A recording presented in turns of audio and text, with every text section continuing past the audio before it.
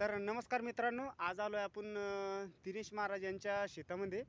तर त्यांचं पाण्यामुळे झालेलं नुकसान आणि ते पाहू शकता, तुम्हाला ते सांगतीनच.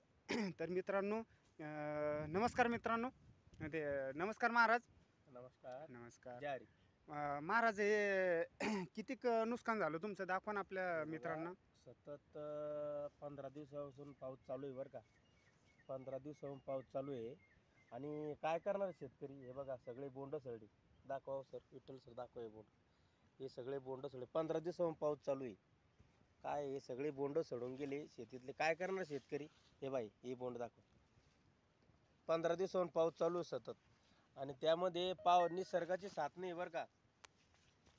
निसर्गाची साथ नाही आणि वरून निसर्ग पण कोपला शेतकऱ्यावर आणि सरकार पण काही ॲक्शन घेऊन नाही लागलं याच्यावर. पहा तुम्ही, आता शेतकरी आम्ही कळकळीने व्हिडिओ काढतो. आमचे विठ्ठल सर येतात, कामधंदे सोडून येतात व्हिडिओ काढायसाठी. याला कोणी असं म्हणतं बा विठ्ठल काढू राहिला व्हिडिओ नुसतं, तर असं फक्त लक्षात घ्या गोष्ट आणि याच्यावर हे द्या. सगळे बोंड सोडू लागले हो.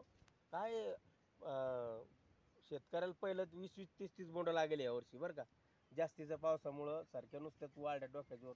या सारखीच हाईट पावर किती पा किती डोक्याच्या वर निश्चित माजली सारखी आणि खाली बोंड काहीच नाही. ती जे लागले अर्धे सडली, त्यातले अर्धे त्याच्यात अर्धे सडून गेले. त्याच्यानंतर पाऊस 15 दिवसानंतर हे सगळं सडून चाललंय आणि शासन याच्यावर आक्षेप घ्यायला पाहिजे. कापसाची क्वालिटी खराब झाली. हे का सगळं गळून चाललं नाही. कापसाची क्वालिटी बोंड सडलं म्हणजे कापसाची क्वालिटी म्हणजे आपोआप कमी होऊन जाते ना. आणि याच्यानंतर कापसाला भाव नाही. हे माझं काय म्हणणं आहे. हो, तुम्ही आमदाराला पगारी देता, त्याला बंगले बांधून देता, त्याला गाड्या देता फॉर्च्युनर, पण हे गरीब दुबळ्याला द्या ना.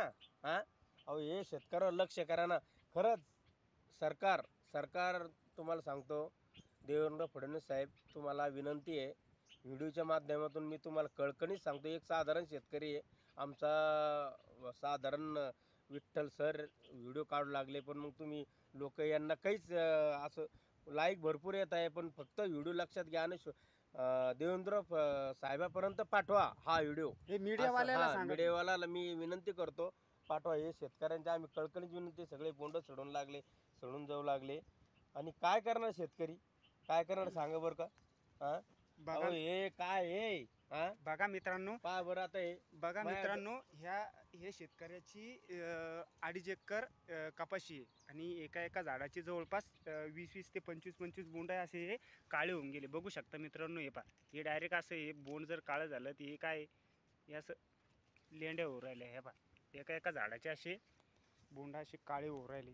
तर अजून 2 ते 3 दिवस पाऊस सांगितला तोडकर साहेबांनी त्यांनी. तर हे शेतकऱ्याचं काय होणार आहे.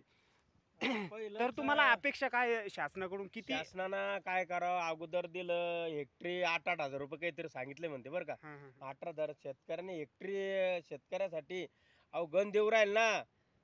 आमदाराला देते, सगळ्याला देते, कंपन्याला सगळं हे पूर्व शासन. शेतकऱ्याला देत नाही 50-50 हजार रुपये हेक्टरी. जास्त नाही मागत आम्ही. 50-50 हजार रुपये द्या ना शेतकऱ्याला. गरीब दुबळ्या. अहो काय होतं, सगळ्याला पोशिंदा शेतकरीचे.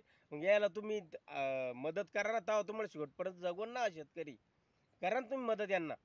अगदी बरोबर आहे मित्रांनो. हा व्हिडिओ मुख्यमंत्र्यापर्यंत पोहोचवा. आणि काय माहितीये का, शेतकरी मेल्याच्या नंतर माझ्या डोळ्याला पाणी येऊ लागलं. खरंच सांगतो तुम्हाला, काय सांगावं, इतकं मेहनत करावं लागते. खरंच विनंती आहे. खरंच मित्रांनो, तुम्ही बरं का, खरंच शेतकऱ्यांना मदत करा. शासनाला सांगतो आणि मीडियावाल्याला सांगतो, विनंती करून. माझ्या डोळ्याला पाणी येऊ लागलं. आमचे 30-30 बोंड सडे. हे बघा माझ्या डोळ्याला पाणी. दाखव. खरंच ना, खरं शेतकरी मित्रांनो, हा व्हिडिओ मुख्यमंत्र्यापर्यंत गेला पाहिजे. शेतकरी मेला तर त्याच्यानंतर लाख 2-2 लाख रुपये शासन देतं. जगायसाठी द्या ना 50-50 हजार रुपये शेतकऱ्यांना. काय बाई करतंय, कसं म्हणतोय मी.